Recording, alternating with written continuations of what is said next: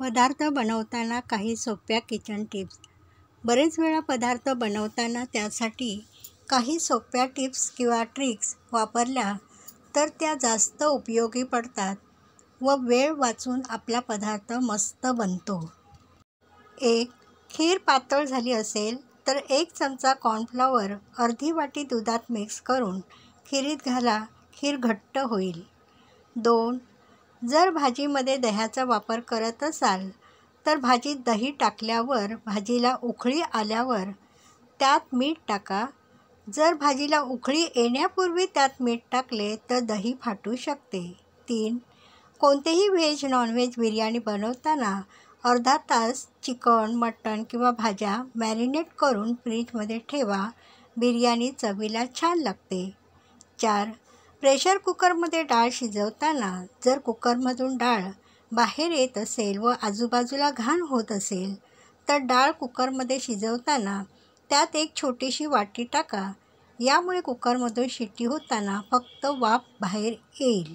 5. लिंबू वापरल्यानंतर ज्या साली शिल्लक राहतात त्या फेकून न देता एका डब्यात भरून फ्रीजमध्ये ठेवा आणि या साठवलेल्या सालींना मीठ लावून त्याने घरातील तांब्या पितळीची भांडी चोळून घासली तर भांड्यांना छान चकाकी येते.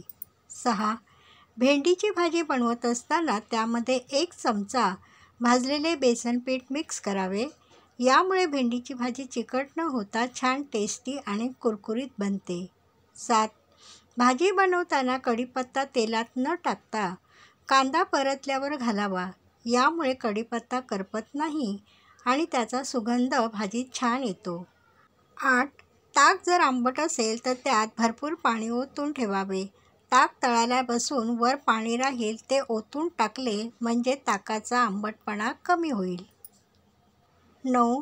इडली डोसाचे पीठ शिल्लक राहिल्यानंतर ते आंबट होऊ नये यासाठी त्यामध्ये 1-2 हिरव्या मिरच्या घालाव्यात. मिरच्या घातल्यामुळे पीठ जास्त आंबट होत नाही. 10.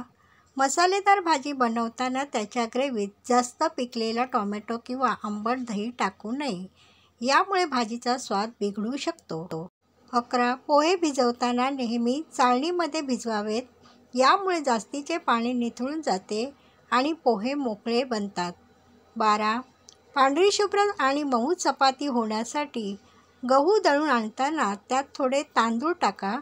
त्यामुळे चपाती मऊ आणि पांढरी होईल. 13. कोबीची भाजी बनवताना पाणी न घालता वाफेवर मंद गॅस करून शिजवावे. यामुळे भाजी खूप चविष्ट होते. 14. सुकवलेले फळे काजू, बदाम, पिस्ता इत्यादीमध्ये थोडेसे मीठ टाकून ठेवले तर त्यात कीड लागत नाही व खूप दिवस चांगले राहतात. 15. चणा डाळ नेहमी भाजून दळावी. भाजून दळल्यामुळे ती हलकी होते आणि खूप दिवस चांगली राहते, खराब होत नाही व त्यापासून बनवलेले कोणतेही पदार्थ चविष्ट लागतात.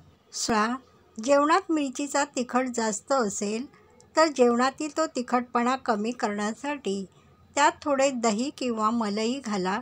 यामुळे जेवणाची चव तर वाढेलच आणि तिखटपणा देखील कमी होईल.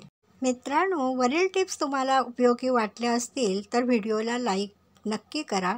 त्यासोबत आपल्या मित्रमैत्रिणी आणि फॅमिलीसोबत शेअर करा आणि अशाच नवनवीन माहितीच्या व्हिडिओसाठी चॅनलला सबस्क्राईब करा. धन्यवाद.